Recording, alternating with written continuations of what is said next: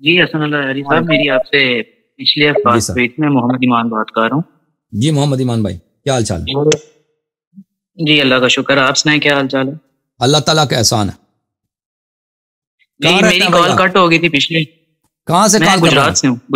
گجرات سے. Okay sir, Gujarat. حکم کریں. کیا جی جی حکم؟ آپ سے پہلے بھی 2 دفعہ بات کی ہے میں نے. اوکے تو وہ اوکے. پچھلے ہفتے آپ سے میں نے بات کی تھی. وہ آپ نے میری کال کاٹ دی تھی. میرا کچھ سوالات ہے. تو آج آپ غدیر کے بارے میں بات کر رہے تھے. میں کافی متاثر ہوں آپ کی باتوں سے. تو میں نے آپ سے یہ بات کرنی تھی کہ میں یعنی شیعہ مذہب قبول کرنا چاہتا ہوں. تو بس میرے کچھ شکوک و شبہات رہ گئے ہیں 1-2. تو اگر آپ ان کا جواب دے دیں. پچھلے ہفتے بھی میں ان کے لیے آیا تو وہ اوکے مکمل نہیں تھے ہو پائے. اوکے، تو بات کریں. اچھا، میں آپ سے یہ پوچھنا تھا کہ یہ اہل سنت کا سب سے پہلے بہت بڑا یہ گلہ ہے کہ امام جعفر صادق علیہ السلام یعنی اہل سنت کے جو علماء تھے ان کے سامنے کچھ اور فتوے دیتے تھے. اپنے جو شیعہ طالب علم تھے ان کو بھی الگ الگ ایک مسئلے کا سیم مسئلے کا الگ فتویٰ دیتے تھے. تو اس بات میں کتنی حقیقت ہے؟ نہیں، اس طرح نہیں کہ اہل سنت کو الگ فتوے دیتے تھے. جب اپنے شیعوں کو بھی مختلف فتوے دیتے تھے، اور اس کی وجہ یہ تھی کہ وہ ایسا زمانہ تھا، شدید تقیہ کا زمانہ تھا. شیعہ قتل ہوتے تھے. صرف کسی کو شک ہوتا تھا کہ یہ شیعہ ہے، اس کو قتل کرتے تھے. اور حکومت اس وقت سپر پاور تھی. یعنی بنی امیہ، بنی عباس، یہ لوگ سپر پاور تھے پوری دنیا میں. یعنی اگر پوری دنیا میں چلے جاتے نا، ان جیسا کوئی سپر پاور نہیں تھا. صرف یہ نہیں تھا کہ یہ اس مسلمانوں پہ حکومت کرتے تھے. پوری دنیا میں یہ سب سے بڑی سپر پاور انہی کی امپائر تھی. اور یہ ان کے امپائر میں ان کا کوئی مخالف نہیں تھا.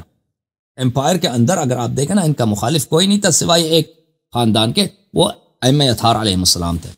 تو لازمی بات ہے کہ وہ ان کو پتہ بھی تھا کہ بہت سارے لوگ جو ہیں ان کو کیا سمجھتے ہیں، ان کو وہ حقیقی اپنا جانشین یہ سمجھتے ہیں، ان کو لیجیٹمیٹ خلفاء مانتے ہیں اور ہمیں باطل مانتے ہیں. تو لازمی بات ہے ان کو بڑی سختی ہوتی تھی اور بڑی حساسیت تھی کہ اگر ان کو زیادہ سے زیادہ کمزور کیا جائے. تو شیعہ جو تھے وہ ہمیشہ خطرے میں ہوتے تھے.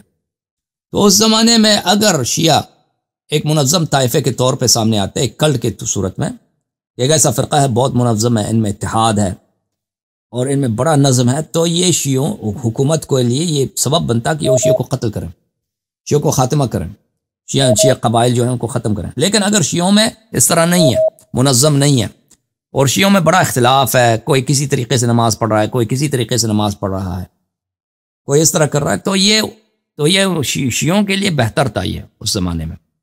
تو اس طرح مختلف احکام میں اللہ کے حکم سے، رسول اللہ صلی اللہ علیہ وسلم کے وصایت سے وہ مختلف حکم بتاتے تھے لوگوں کو، اپنے شیعوں کو.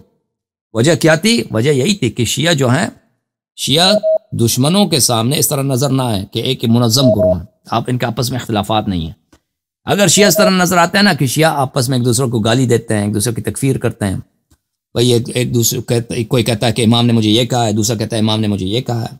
اگر اس طرح اختلاف نظر آتا ہے تو گورنمنٹ کے، کیونکہ جاسوس ہر جگہ ہوتے ہیں، حکومت کے جاسوس ہر جگہ ہوتے ہیں اور یہ رپورٹ دیتے ہیں حکام کو، تو پھر حکام کو جب پتہ چلتا ہے، حکمرانوں کو، کہ یہ تو ایک ایسی قوم ہے کہ آپس میں ان کی ایک دوسرے کو گالی دیتے ہیں، تو پھر ان کی حساسیت کم ہوتی ہے. پھر ان کو فکر نہیں رہتا کہ بھئی یہ جو ہے ان سے ہمیں خطرہ ہے، وہ کہتے ہیں آپس میں ان کا اختلاف ہے. تو یہ ایک طریقہ کار تھا تقیہ شیعوں کا جان بچانے کے لیے اس زمانے میں. اوکے جی، تو اس بارے میں پھر صحیح فتویٰ کس طرح پتہ لگتا تھا کہ امام علیہ السلام نے جو صحیح فتویٰ اس طرح لگتا تھا کہ وہ جو باتیں ہوتی ہیں نا ائمہ طاہرین علیہ السلام، اگر مثلا کسی مسئلے میں ایک شخص کو ایسی بات بتا دی کہ مثلا وہ وضو کرتے ہوئے اپنا پیر دھو لے اور دوسرے جو اپنے پیر کی مسح کرتے ہیں، اور مسئلے میں شیعوں میں اختلاف آ گیا، تو اس مسئلے میں ائمہ طاہرین علیہ السلام نے خود فرمایا کہ ہماری وہ احادیث جو ہم اپنے عالم اصحاب کو بتاتے ہیں، جو ہمارے راوی وہ ہیں جو دوسروں سے زیادہ علم رکھتے ہیں، جن کی تقویٰ زیادہ ہے، تم ان کی اتباع کرو، اور جو شیعوں میں زیادہ مشہور ہے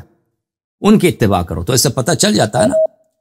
خود انہوں نے میزان دے دیا، خود انہوں نے کہا کہ ہم آپ کے درمیان ہم اختلاف ڈالتے ہیں، وہ آپ کی بقا کے لیے ہم آپ میں اختلاف ڈالتے ہیں. ائمہ اطہار علیہ السلام نے کہا کہ آپ کی بقا اسی میں ہے، وإلا تم سب جو ہے تباہ ہو جاؤ گے.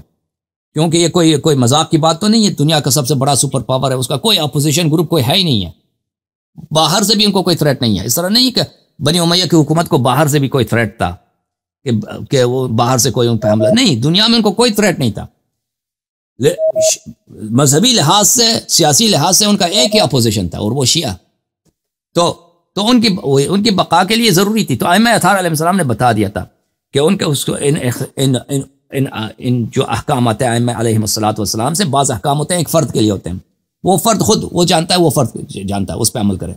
تم اس پہ عمل نہ کرنا. تم کس پہ عمل کرو گے؟ بقیہ شیعوں کو بتاتے تم وہ اس بات پہ عمل کرو جو شیعوں میں مشہور ہے، جو شیعوں میں متفق علیہ ہے، اتفاقی مسئلہ ہے، جس کے روات جو ہیں راوی مشہور ہیں، معروف ہیں، عالم ہیں، ان پہ عمل کرو. اب کوئی شخص آتا ہے نا، کوئی ایسی شاذ بات بتا دیتا ہے کہ امام علیہ السلام نے فرمایا کہ وضو میں پیر دھو لو، نماز ہاتھ باندھ کے پڑھو، تو یہ تم نہیں کہنا کہ امام نے نہیں کہا. یہ حدیث ہمارے پاس بہت ہے، اس کی تکذیب نہیں کرنا کبھی کہ تم جھوٹ کہہ رہے ہو. نہیں، تم اس کو کہہ دینا کہ بھائی تو جانتا ہے، تیرا حدیث جانتا ہے، یہ تیرا کام ہے، ہم اس پہ عمل نہیں کریں گے. ٹھیک ہے نا؟ تو یہ اس طرح سے پتہ چل جاتا تھا. اوکے جی، بہت بہت شکریہ. اچھا میں پھر کلمہ ہی پڑھنا چاہتا تھا. بسم اللہ الرحمن الرحیم. بسم اللہ الرحمن الرحیم. اشہد ان لا الہ الا اللہ اشہد ان لا الہ الا اللہ واشہد ان محمدا واشہد ان محمدا عبدہ ورسولہ عبدہ ورسولہ واشہد ان علیا واشہد ان علیا امیر المؤمنین امیر المؤمنین وحجۃ اللہ وحجۃ اللہ وخلیفۃ اللہ وخلیفۃ الرسول وخلیفۃ اللہ وخلیفۃ الرسول صلی اللہ علیہ وآلہ وسلم صلی اللہ علیہ وآلہ وسلم. واشهد ان فاطمة الزہراء سیدۃ نساء العالمین واشہد ان فاطمۃ الزہراء سیدۃ نساء العالمین واشهد ان الحسن والحسین واشہد ان حسن والحسین وعلی ابن الحسین وعلی ابن الحسین ومحمد ابن علی ومحمد ابن علی وجعفر ابن محمد وجعفر ابن محمد وموسى ابن جعفر وموسى ابن جعفر وعلی ابن موسى وعلی ابن موسى ومحمد ابن علی ومحمد ابن علی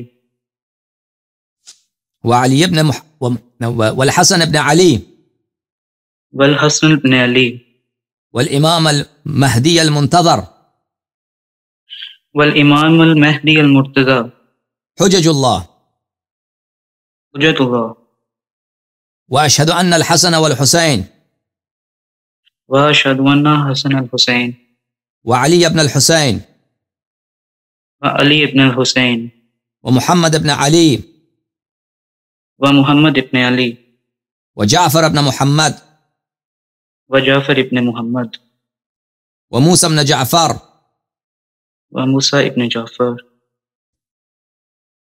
وعلی ابن موسى وعلی ابن موسى ومحمد ابن علی ومحمد ابن علی وعلی ابن محمد وعلی ابن محمد والحسن ابن علی والحسن ابن علی والامام المہدی والامام المہدی ابن الحسن العسکری ابن الحسن العسکری حجج اللہ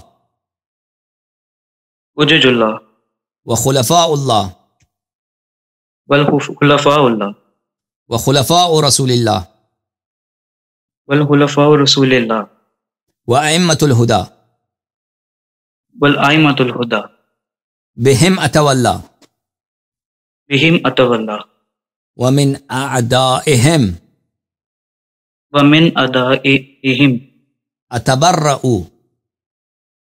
اتبرأ الی اللہ تعالی. الی اللہ تعالی.